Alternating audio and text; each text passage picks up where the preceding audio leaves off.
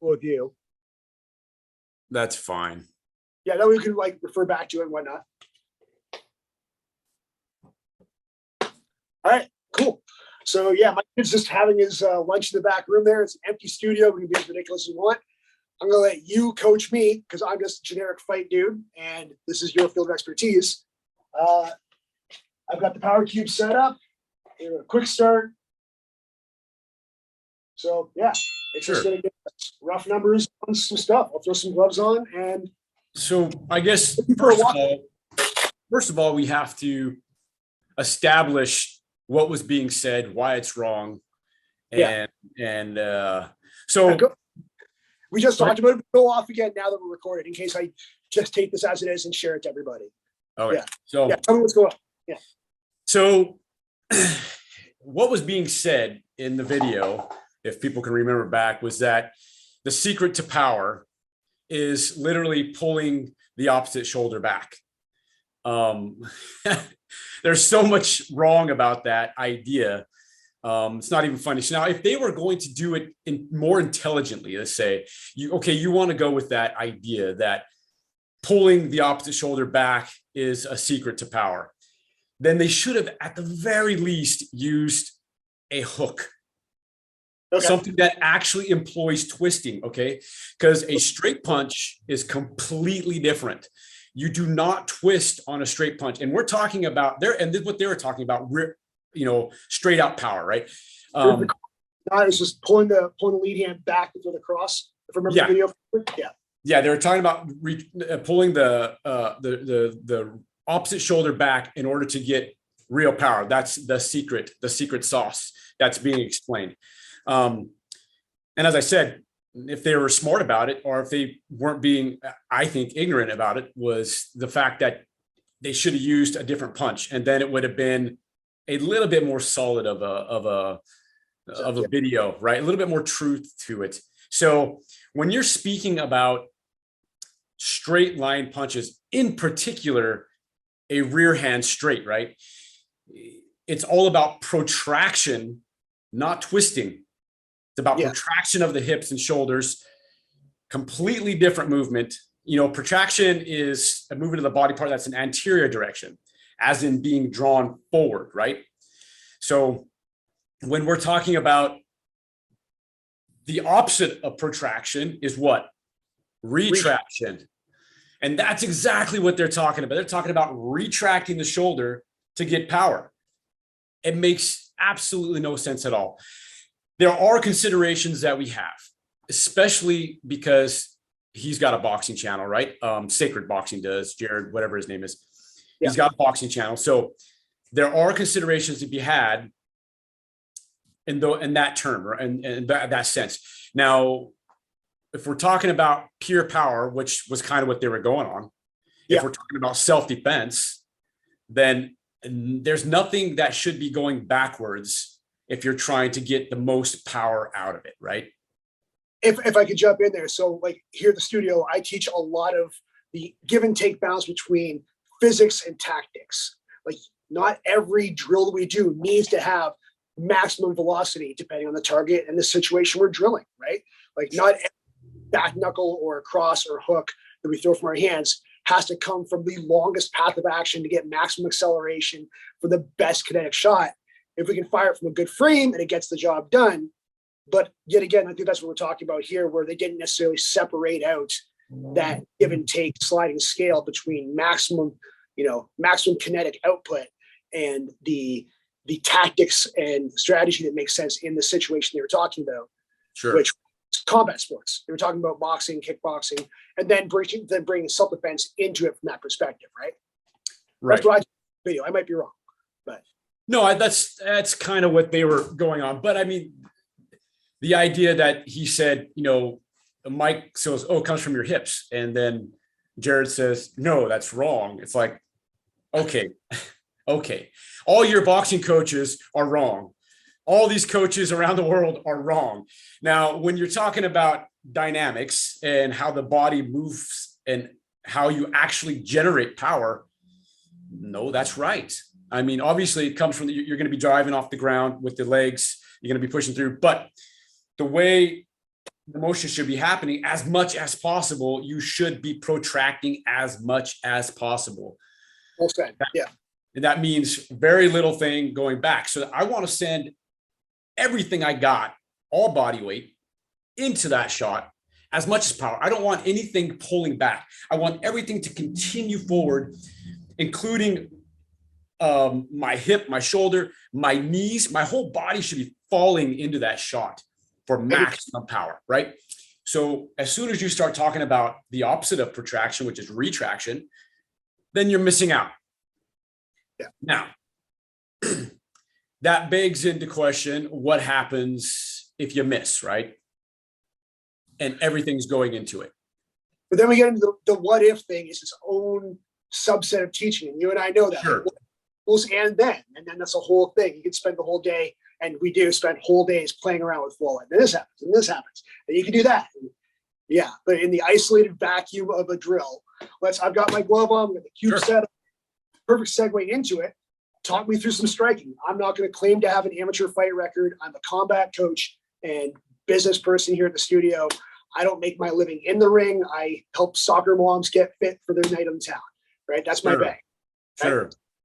So, first of all, seeing the entire body is important. Yeah, I can pull everything back. Okay. I'm seeing you from your knees up. Yeah, no worries. Let me just finagle. So I've got the Go version of this rig, the mobile version. One day I'll get the wall mount.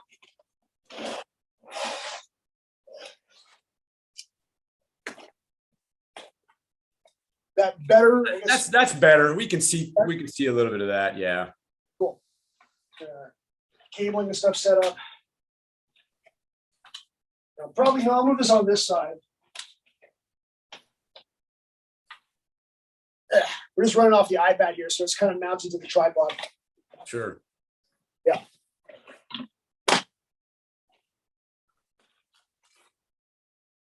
Right on. So then how do you want to start this off as far as like a baseline test? Just throw whatever and give you some numbers. Yeah, sure. Let's just see what happens when you're hitting it. All right. So just basic cross. And yet again, it's not at perfect face height because Bob's only so tall. But if it's throwing a drop cross, whatever, right? Nice and short, 7,000 units of human force. Okay. Yeah, I'm back to seeing from your knees up again. So wait, where you were standing before, yeah, there you go. Now I can see your feet. Yeah. That's better. Call in a little assistant. Hey, Lincoln, I got a job for you. Come here, you're gonna help me and Scott out. Call it my 6-year-old. Have a lunch. All right. So come on camera, wave to Scott. He's right there. Wave to Scott. Okay. I'm going, Lincoln. So I can't see the screen anymore. Your job is to stand over there, hold the tripod so I don't accidentally knock over the screen when I'm hitting this thing. Right? Stand off the side. And you're just gonna give me the numbers in the middle each time I hit it. Yeah. Okay, just roughly give me the numbers. Try not to move it around so much. Right? I was gonna warm up, right? So 6,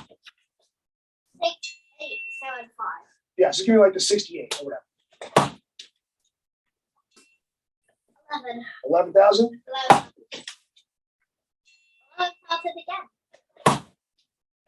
12,000.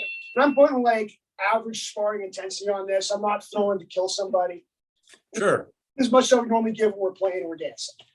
Right? So I'm not purposely trying to pull my shoulder back. This nice even rotation. Mm-hmm. Mm-hmm. And so what we're seeing already is that you are protracting more than what they were saying, right? So if we take a look at that lead shoulder, it's kind of in place, right? There may be a slight bit of movement backwards. And this is what I was talking about earlier, was when we have to start considering, I don't know how well this camera is. So we have to start considering boxing, right? And what's happening when we box, right? Yeah. It's not a self-defense situation.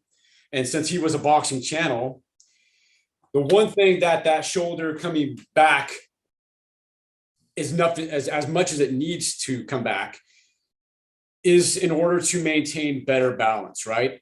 And in boxing, we have to be able to hit and then follow up again with combination, right? So we can't just all out everything into every shot. And it does happen.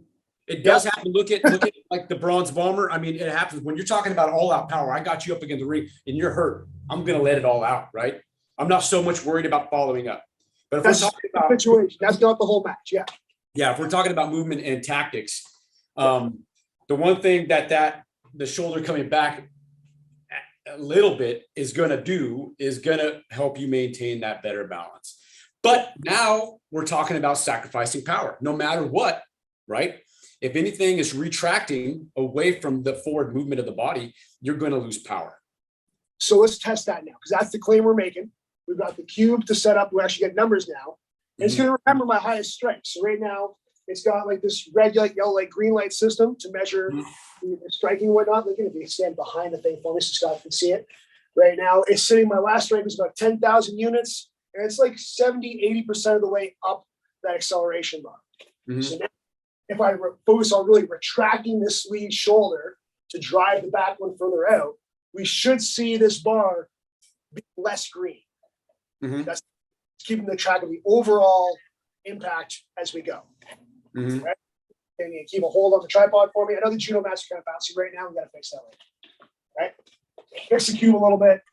I'll adjust it so Scott can see my shoulders and feet. Pulling the shoulder back now. Only 5,000. Only 5,000.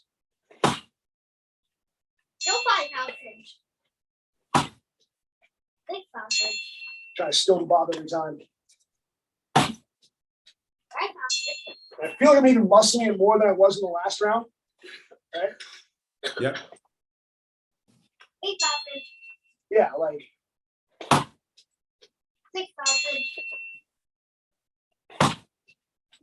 Oh, 11,000. okay. And now when I cheat a little bit, I even front twisted a little bit and brought more of my hips and backup mass into that shot. So, yeah. So, and here's the thing. So if you want to go by what they said, right? Yeah. Hips is not the key. So are you going to leave your hips out of it?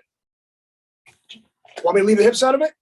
But no, that's not my point is that we're already going off of what they're talking about, right? Yeah, we absolutely could right now. We could throw punches, just arm punches with the shoulders, with no hips. I'll freeze the hips. Right. Let's Go ahead.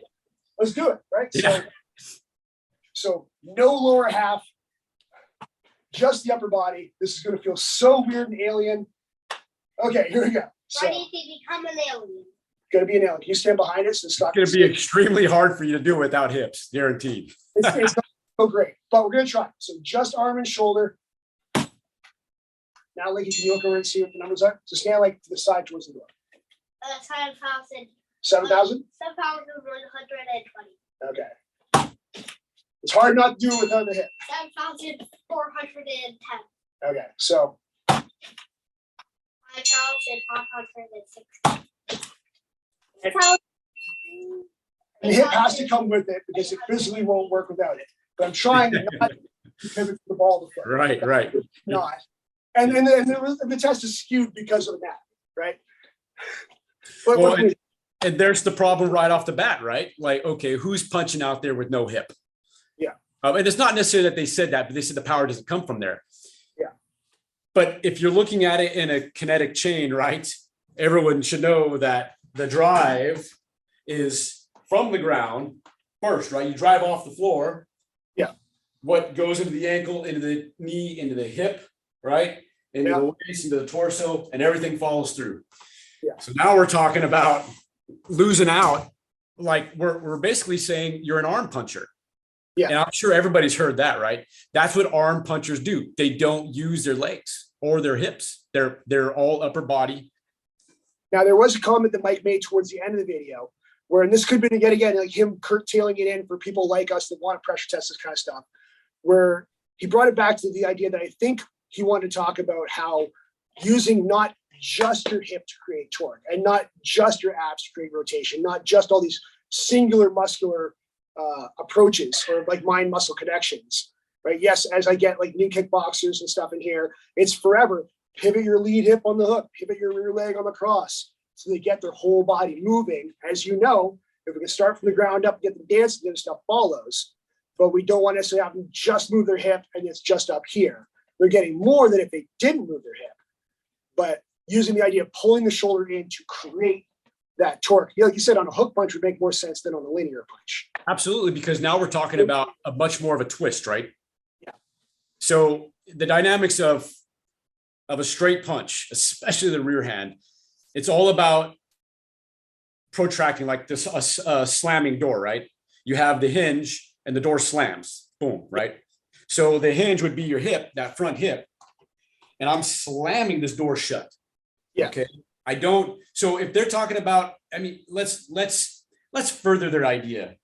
Why not pull the lead hip back at the same time? You're pulling the shoulder back. What? That makes sense. Right now we're talking about kinetic. Oh, let's make it all work together. Yeah. So is it just the shoulder? Or is it your hip pulling back also, right?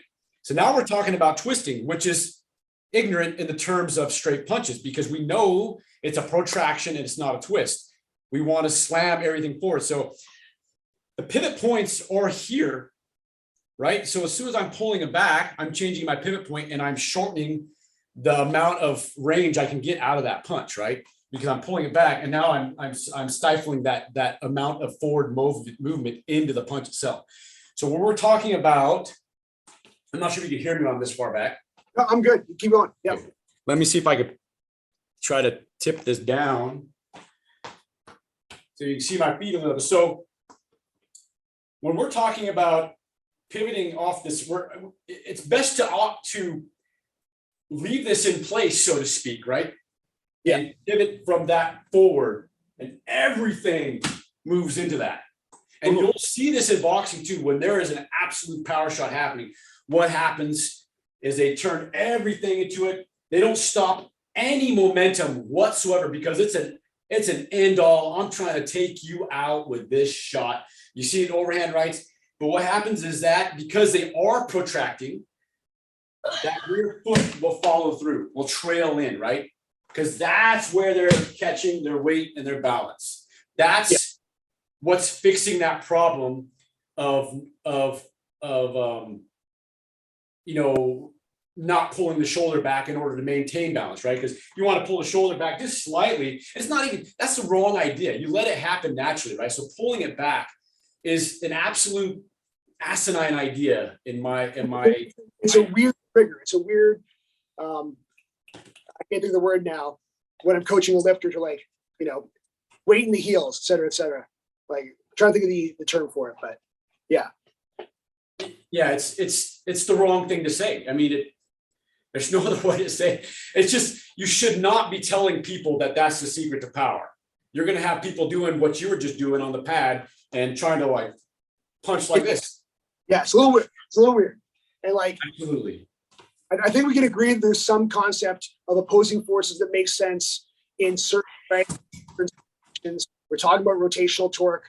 We're talking about, applying body weight and margin of gravity when we're doing self-defense, wrestling, other things. But in the strictly linear striking aspect of boxing, it's tough to make this concept, this aspect of physics of opposing forces play out well.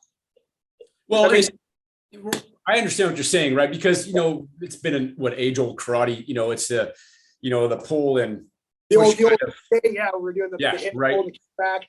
And that's more about body awareness and general tightness and timing. Yeah. It is the actual pull. Yeah. And you look at how those people are standing, real rigid and stiff. And I did my karate days, taekwondo, where you're boom, you're blocked out, heels on the ground, and you're just standing straight up like a pole, right? Which losing out on so many factors of a solid punch. So when we're talking about actually not stopping any momentum, the thing that has to happen, like I said, is after you've pulled all the way through, this foot will have to trail. Yeah. It's have to trail to catch your balance. It may not have to trail all the way forward.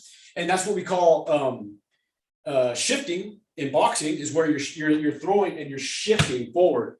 So you have the opposite foot moving forward. Now you're in the opposite stance. That's a shift, right? Where you're actually kind of letting this foot roll forward and you're changing the opposite lead, right? That's what happens in a shift. And that's where all power, when they're throwing in those power shots, you'll often see that happen. Like Triple G, Gennady Golovkin uses that kind of stuff all the time. He throws, and he's known as a power hitter, right? Yeah. He's one of the biggest power hitters out there. But you don't want, like just to reiterate, we don't want to be thinking about sending our body weight the opposite direction, retraction of the body weight. Instead of, I want you to feel all my weight, right? I'm pretty light right now. I'm like 168 pounds, but I want you to feel all of it, every single inch. Yeah. Yeah. And the only way to do that is to not stop forward momentum. You want to slam. It's like, shoot, I'm losing my train of thought here, but the drop step, Yeah. It comes back to like, I'm a Kempo. So I'm working with the Speakman crew right now.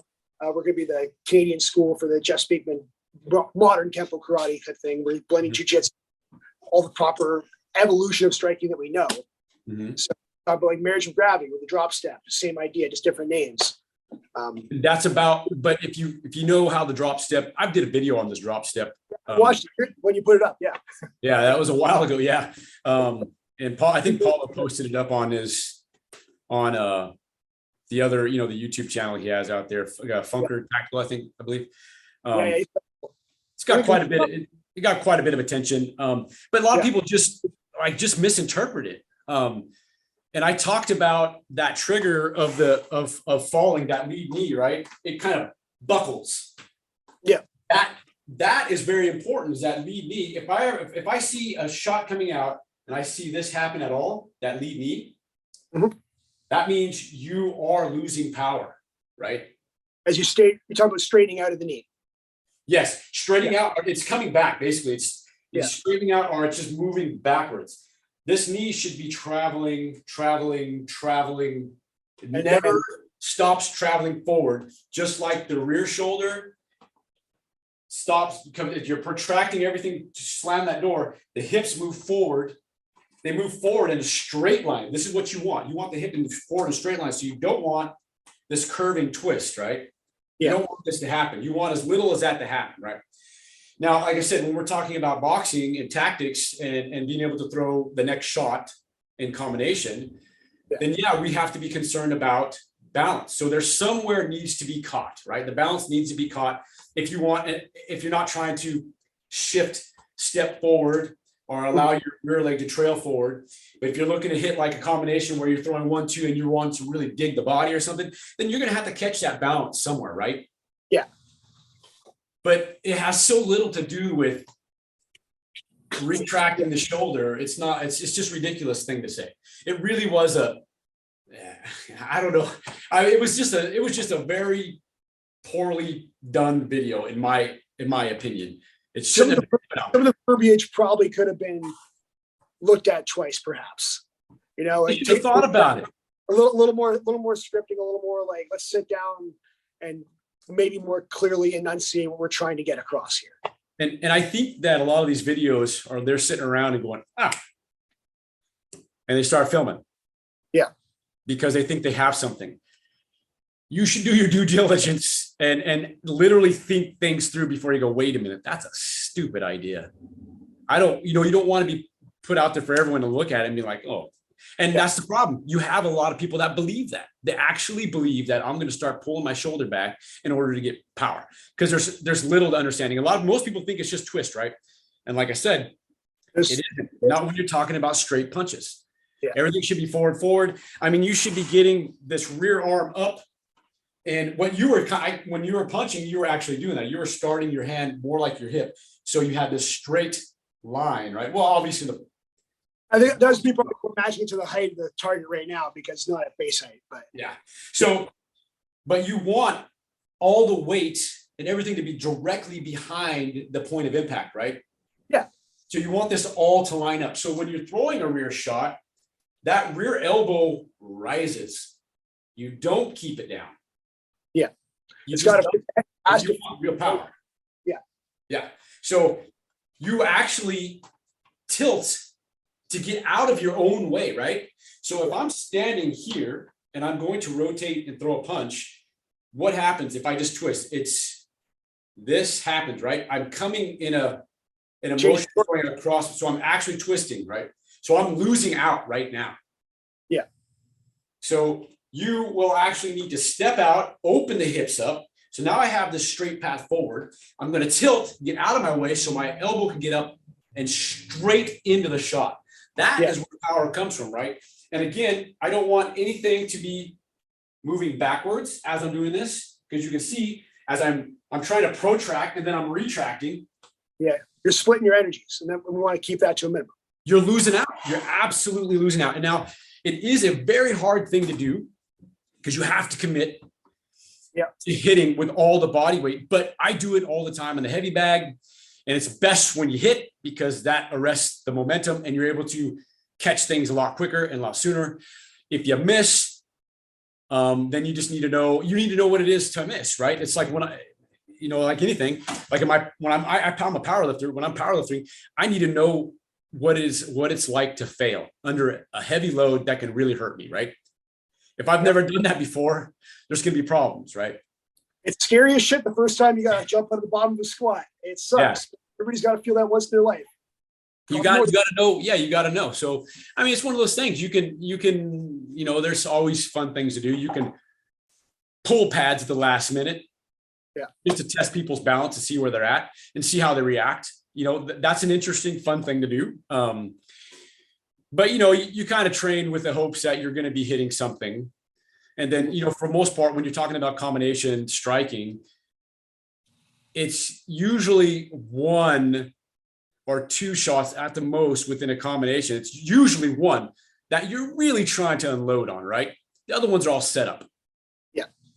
So if I'm trying to hit you in the body, I'm going to might throw a jab cross, a lead hand, straight, rear straight, and then I'm tilting off for that body shot. That's the one I want. These ones I don't care about, right? These are used to distract you, to get your hands up, to set up that body shot. Just like the 1-2, right? The jab is meant to hide that rear hand coming in, to set everything else up. Yep, absolutely. So now if you're trying to punch on that bob, then and the target's a bit low for what we're trying to do. But like I said, you're already starting with your hand down here, so you're getting more of a spearing action, right? Yep. So if you would step out to open your hip up, right? Because you want you want the hip to move forward, completely forward. Yeah, all forward movement, and then just really let everything drop into that. And if that rear foot trails and follows through, that's completely fine, because that's how you're going to get maximum power. Hey, Link, you're back on the job. Okay. Come on, bud. It's all good. All right, so I'm going to be hitting a little bit harder now. Hold on to the tripod. Keep me posted on the numbers. All right. So taking Scott's notes into effect, stepping off, keeping that path of action for fist directly down the barrel of the gun. Yeah. Ready? Yeah. 9,000.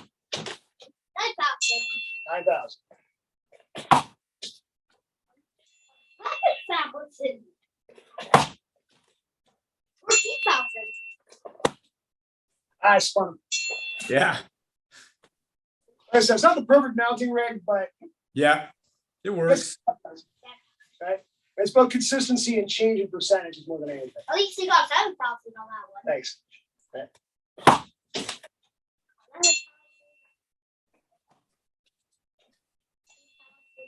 Sorry, 14,000? Yeah. All right, so step up, 11,000, right? Yep. It's a good percentage up, right? Yeah, you got 14,000 twice now. So now, 1,000.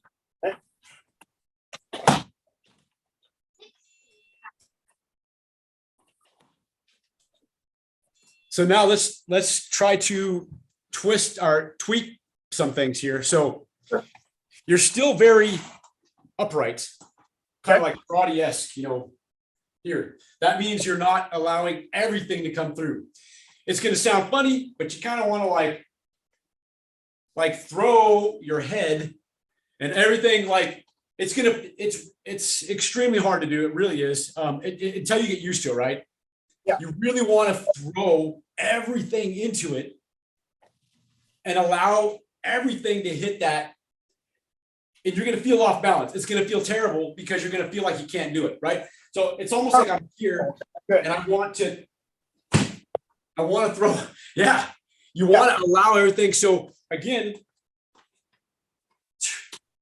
you're going to turn that, you're going to tilt off, right? I'm going to step out, tilt my body off, and allow everything to come straight into that as much as possible. So you want to throw your upper body, throw your head forward and down like in a tilt. Yeah. So I'm basically getting out of the way of my body so I can go straight to the target, right? I don't want to keep my head here and then turn and twist. I want to get out of the way and then everything shoots straight in, hip and shoulder. And there's no retraction, right? It's all protraction. All send. All right, so Lincoln, hold the tripod. Okay. So now I try to get myself set up for.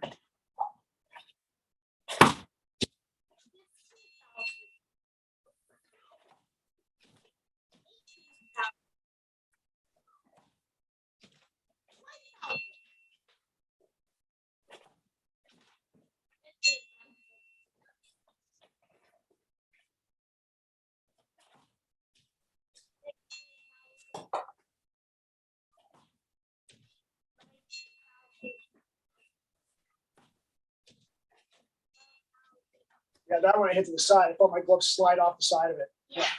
So it's important for accuracy, right? Yep.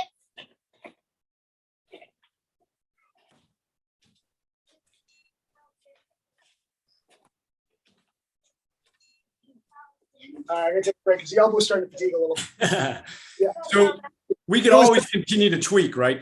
Yeah. So, it would be good to see still a bit more in line. You're you're at a bit of an angle, right? So you're losing something because you're not having, and you'll be surprised, right? You'll be surprised how much this will do because now you're spearing it, right? Rather than just kind of hitting it, you want to be able to drop everything into that. And the punch drops down. So statistically speaking, in boxing, more knockouts happen from the hand, from the shots that drop down. So if I hit you this way, that statistically speaking, there's more knockouts that happen that way than hitting straight back, right? Yeah. So we're talking about getting up and it's on that angle, right? I'm spearing straight forward in my hand and everything drops into that. All body weight forward. And still, I see your knee coming to a point and then stop. Right? It's stopping forward momentum. So we're not seeing that all. And that's a big aspect. And that's the part that's hard, right? Not allowing this knee to stop in place or move backwards. If it's only, you see how that has to continue. I'm telling you, it's if we're talking about maximum power, this is where you're going to be at. Oh, that was your knee continued forward there. Try and not get it too early. So it's better timing everything back out. Yep. Yeah, that was too stunned yourself there. Yeah, I'm in my own head. Yeah. Well, now you're starting to think more and more about it. It takes some time, and it's. I mean, obviously, this is not the best setup. Yes, we'll get there. Yeah. Well, I'm saying even for me coaching from a video like this, being able to like put it in slow motion and run it back and point things out would be way different. I'm kind of watching it live and, giving you things. But there could be so many minor tweaks, that I could be making. So I appreciate you taking the time, man. This has been a lot of fun. Yeah, no problem. No problem. Well, I hope that made sense and you learned something from that. I mean, when we're talking about self-defense type stuff anyway, that's what the punch is going to be. Yeah. It's going to be everything into it, right? Yeah, can't hold anything back. Yeah, I give him the credit of being boxing orientated. So, yeah, the shoulder does come back slightly, and it doesn't come back on purpose. It's as a result of maintaining balance, right? Other mechanics are driving whatever depth check that shoulder makes. Yeah, you're not purposely doing this. Yeah, that makes everything you just lose out, right? So anyway, hey man, it was fun. Likewise, man. Right. Hopefully we get sometime soon. I'm gonna kill the video here and I'll throw this up on Polo's thing. All right, sounds good. Talk to you later, man. Yeah, take care, man. See you.